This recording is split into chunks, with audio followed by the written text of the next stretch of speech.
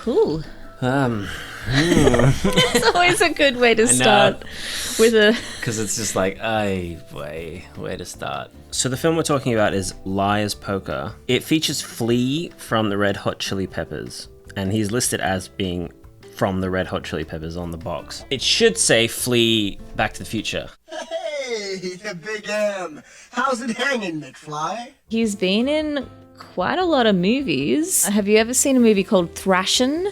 No. It's a 1986 skateboard movie. I think it has all of the Red Hot Chili Peppers. The Red Hot Chili Peppers, Thrashin'. Now, I looked up what Liar's Poker actually means, and there's a game called Liar's Poker. Explain it to me. I don't understand it. It's something to do with the amount of a particular type of card. This is going to be awesome because we don't know anything about how this movie came to be. We don't know about what Liar's Poker is. That's true.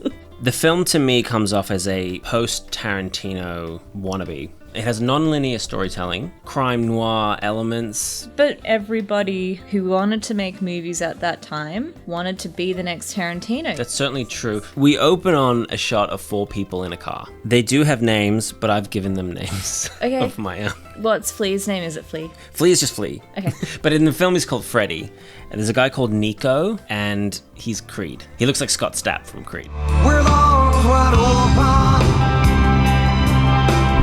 You had a very public psychotic break. Yeah. This is Scott Stapp. I've uncovered that the core of ISIS is within my own family. Then there's Vic, and then there's Jack, who is Boss Man. Now, I'd seen this guy before, and I was wondering where it was from. I realized afterwards, he's the villain in Kindergarten Cop. He's your son. Drop it. On the floor. I'm losing it. Hurry. And that rounds out your cast. You see that I won't hurt you, we're the same. The problem with this is that there is no story being told. No, right? It They're just keeps in cutting the car. to them driving. They're just looking badcore in the car. Badass. Just a couple of badass guys. Badass. So the boy said... Hello. It's looking straight into the camera. I think the first line is, I'm surprised you haven't stopped to pee. Surprised you haven't had to piss yet, Vic. Yeah, but that tells us something. Been driving for a long time. Been driving for a long time. So they're going for a very long trip. We then get these intercutting sequences, cutting back and forth between something that's happened in the past. We see a lot of shots of a car pulling into an alley. We see a shot of a body being disposed of. There's a shot of Flea calling the police to report a murder. There was a murder. I think there was a murder. I thought maybe they're driving to dispose of a body. Maybe they're on the lam. Maybe they're going to lay low for a while. Yeah, that's the implication, that there's something nefarious that's happened in the back of all this. So we flash back to a month ago in Cancun, Mexico. Is this a month before the car trip? Yes. I got very confused with the timelines because it zips back and forth. It goes a month ago and then it goes 10 days ago. I thought their car trip was to Cancun. Well, they might be in Mexico. I don't know. So we see the boys sitting by a pool in Cancun, Mexico. They're all playing a game of what I assume is Liar's Poker. 8 2s. Flea is sitting there with a book of playing card strategies, trying to figure out how to play the game. So Flea is like the idiot. This fat kid comes up to the pool and does a cannonball.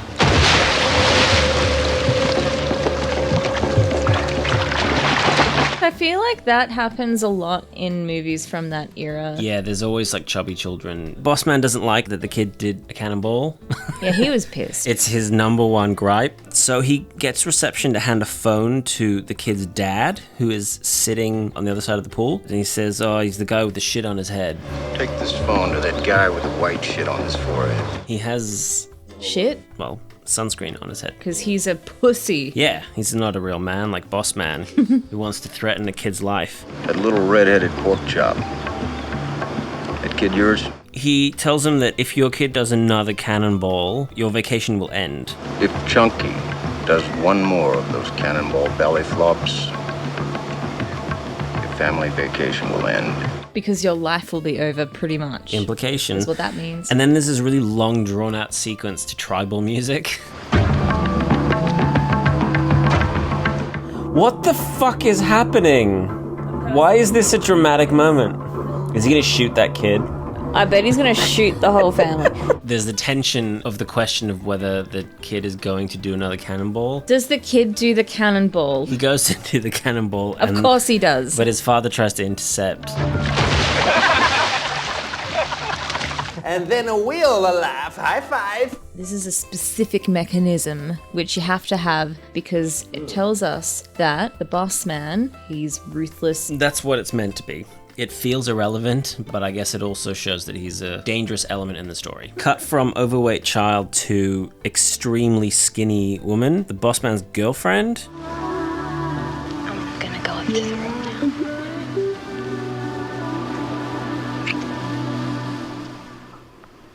That's my bitch. She's hot, huh? She's hot, huh?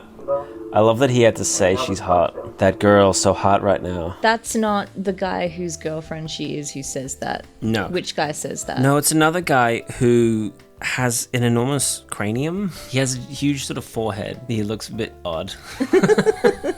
Okay, we'll call him Cranium. Cranium delivers exposition about everything to Vic. And he says, I work for him because he pays me well, and I shelter his money for him. I offered him some ways to shelter his money. He's his money launderer. He's his money laundering accountant, I guess. Vic, on the other hand, he basically owns a club. He says he used to be more relaxed around before he helped you out with the club. Oh yes, the club. He owns a club which Bossman financed for him. Tell me about the club. Well, we'll get to what the club is, but that's how Vic is tied in with Bossman, and Bossman apparently takes his pound of flesh and then some. So none of these people seem very happy. They all indicate that they are owned by Bossman in some way, shape, or form. I thought that was a woman with her breasts A woman with a hairy chest. Look at it. Yeah. Creed is inside checking out his pecs in the mirror, and in comes Boss's girlfriend. Jack got you nicest room. ISIS room. ISIS room? Oh boy. I've uncovered the core of ISIS. Any of those butt fucks see you come up here? Butt fucks. She says turn this shitty song off. What's the song? I don't know. I'll tell you, it's a lot better than what she puts on there. Who's your daddy?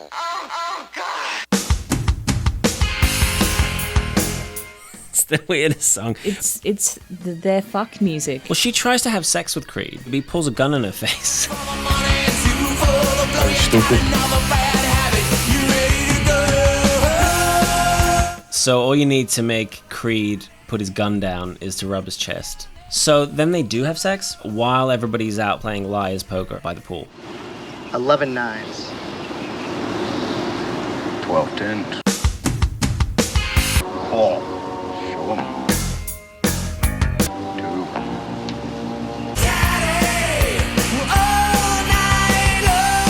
Oh, she's got a necklace around her waist. People do that. What people? People who are stupid? Pretty much. That's so uncomfortable looking. It fades out and fades back with them. They're now going fishing.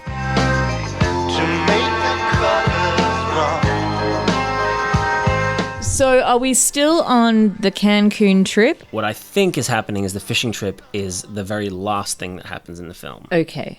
Look, Flea's got his fishing vest and everything. Yeah, he's the only one prepared for this. Creed's just gonna stand there. Creed, yeah. With arms wide open.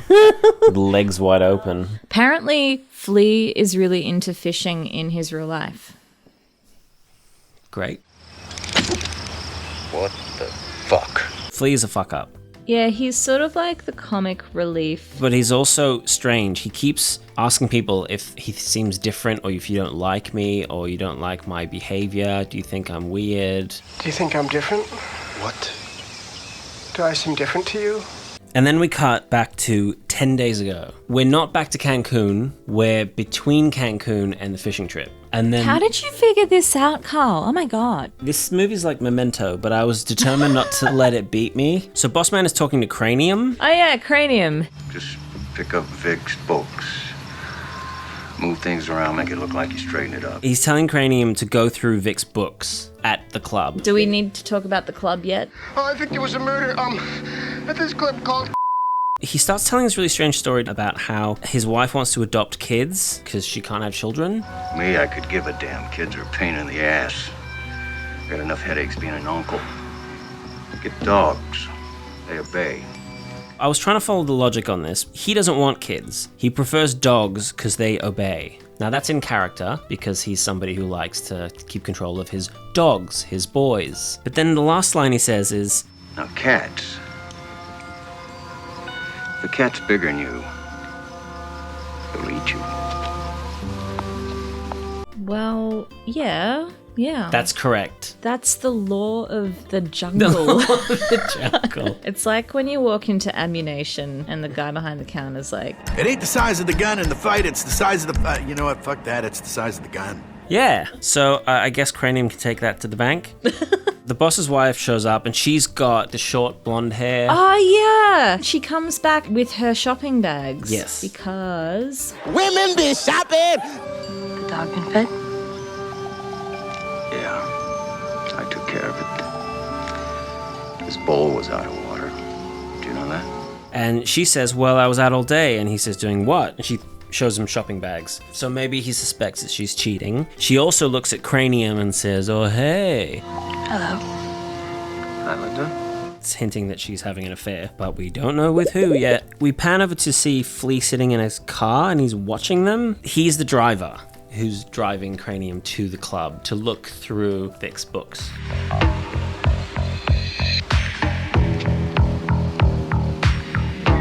And then there's a red car that seems to follow them. So then we go to Vic's club, which is actually called... Creed! Oh my god.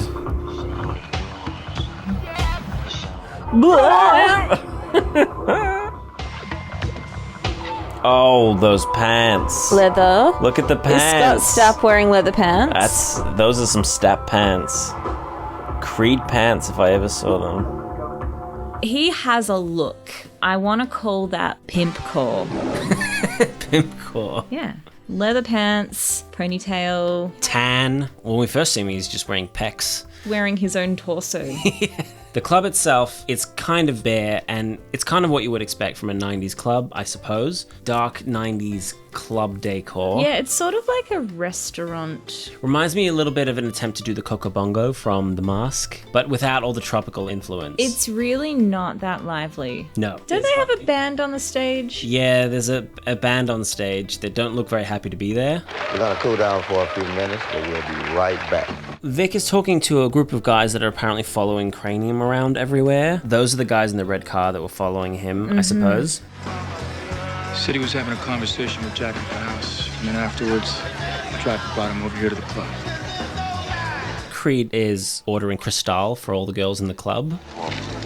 He's hot.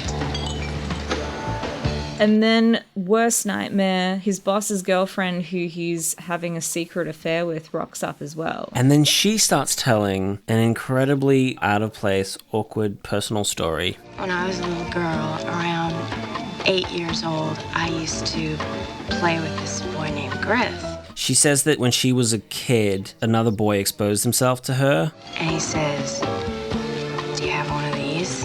He said, I'm better than you because you don't have a penis. And then later she went back and, in her words, So I march up to him and pull down my front and show him my muffin and say, my mom said that with one of these, I can have as many of those as I want. And then they're just like, let's go. They just stare at her. Jack's not here, let's go.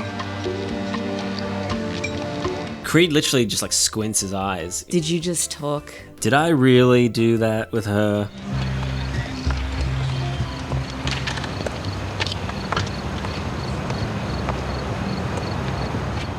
Ciao. Oh my god, guys, can we have a plot, please? Yeah, this is a bit shit. Can we set something in motion? So now we transition to the receptionist lady. Her name's Brooke. She seems to be Vic's girlfriend. They seem to have a relationship of some sort.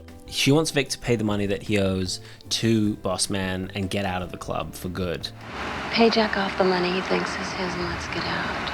Pay Jack off. Pay Jack off the money. Which is not how you phrase a sentence like that. Pay off Jack. Don't say Jack off unless you really mean it. And then it cuts to Vic storing Cranium's dead body in a roller door. We don't see the murder. Yeah, we don't know who killed Cranium. We assume it's Vic. That's probably the mystery, because it's liar's poker. So everyone's bluffing and lying and playing each other. And Vic confronted Cranium earlier and said, "Get out of my books." This is my place, not Jack's. And you did pour $250,000 into this club. You're going the wrong way. So then we're meant to assume that Vic killed him, but we didn't see it. Vic is cleaning up the body though, and he takes it to a body shop. Are they gonna weld the body? Yeah, they are. How do you weld a dead body?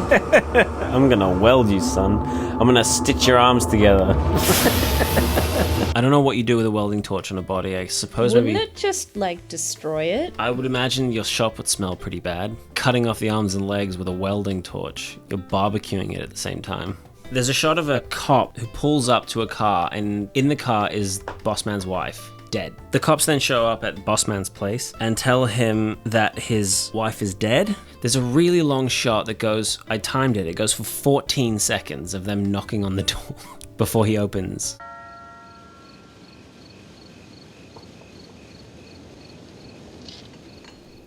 That's a nice hedge. Yeah, I want it.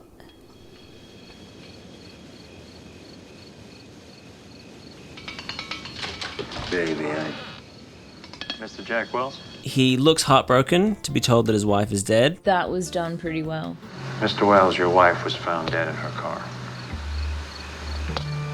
What the fuck? The police then talk to Vic. They tell Vic that they think that Cranium killed Boss's wife because they think they were having an affair, but he's now missing. Vic obviously knows where he is because he's being welded. I love how it perfectly explains the nature of what has been done while leaving so much ambiguity. Yes, it's full of exposition and yet so much confusion, but there's also underlying tension because Vic is having this body welded and Bossman's wife is killed. Could be the boss who did it, could have been Cranium, could have been anybody. So it's supposed to be a mystery. Vic panics and he tells Brooke, I sold the club. I sold the place. The club is done. You're leaving.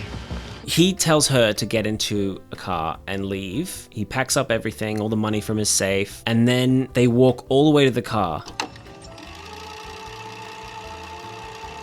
1 minute and 20 seconds of them not saying anything. They just walk from the bowels of the club all the way out to the car park.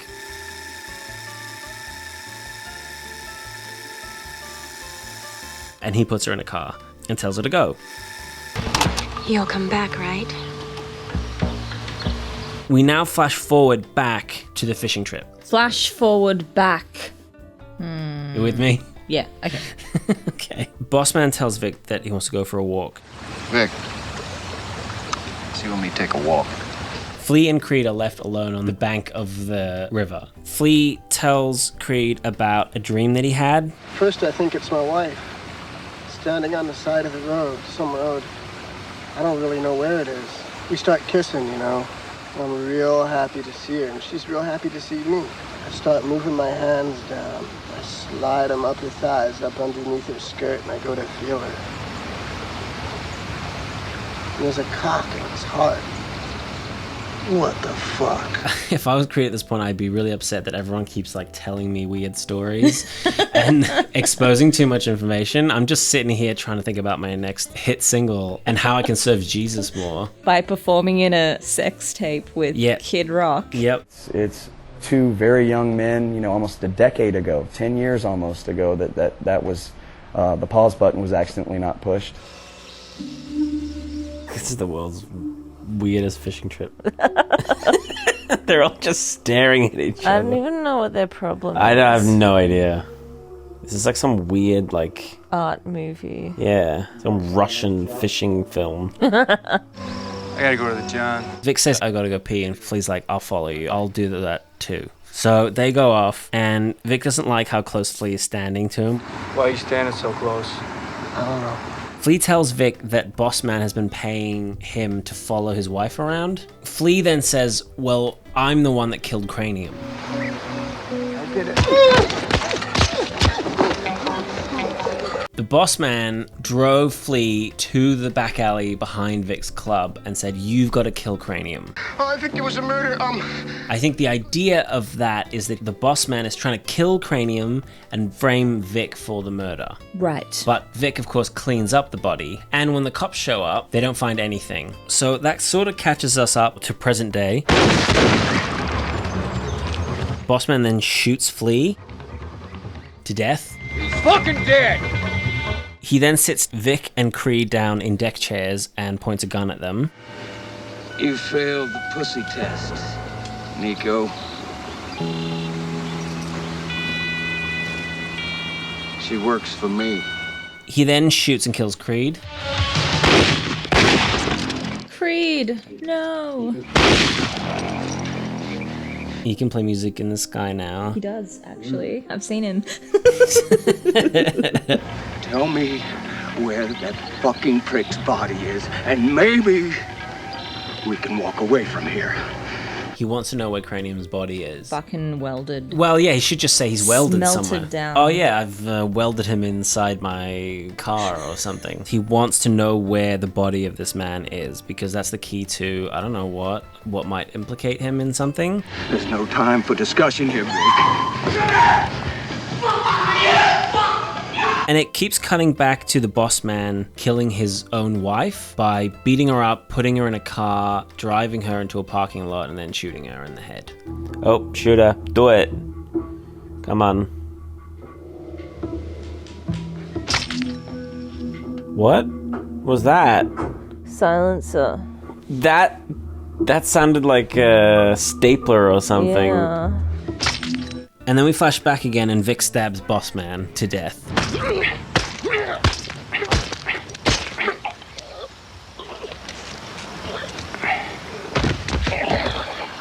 Vic then washes off the knife and then walks away. Does he win the game? He wins Liar's Poker, I guess. He's the survivor at the end of this.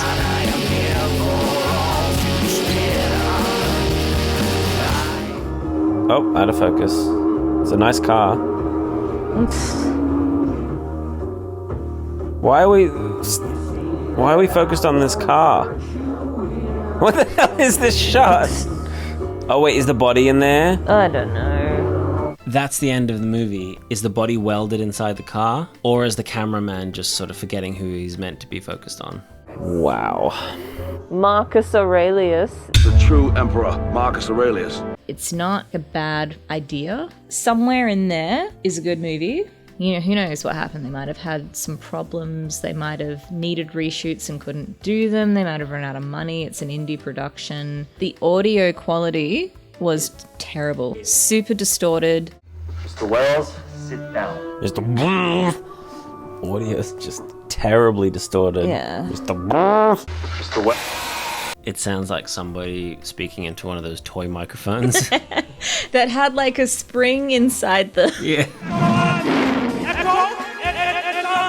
Imagine the boom with one of those attached at the end. Luckily, though, there isn't that much dialogue, because most of this film consists of people staring at each other.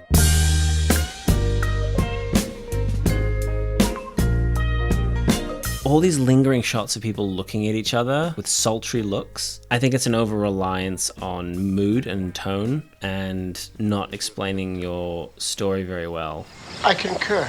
It is clearly very inspired by Reservoir Dogs. Yeah, absolutely. Part of that is obviously how low budget that movie is, like what you can achieve with a low budget. Like, it has a pretty strong theme, this whole poker concept, which is mirrored by this crew who are going against their boss. They don't know who's lying or who's telling the truth, who's bluffing, who's not. They have to sneak around each other and their boss in order to survive. As an idea, I really don't mind that. But again, it's the Reservoir Dogs concept, right? The idea that there is more behind these people than you realize. And so we start at the end and then we skip around to the beginning and find out who everybody is and what their real motivation is. It's very much of that time when everybody was trying to make that sort of movie.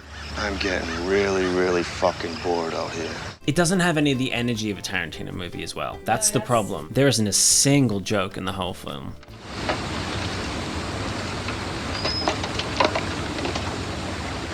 Famous. Flea is meant to be the funny character, and all he does is walk around and say, "Do you think I'm gay?" Does this mean I'm queer? And they tell him to F off.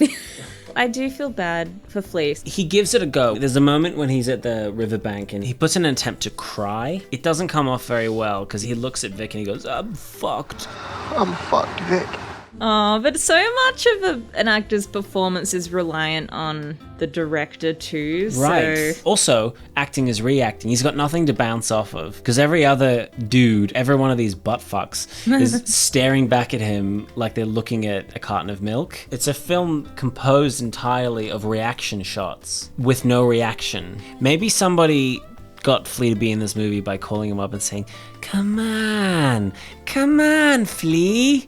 Come on, stick your card in the slot and I'll handle it. He should do more movies though. He should. Thanks, McFly. I'll see you at the plant tomorrow.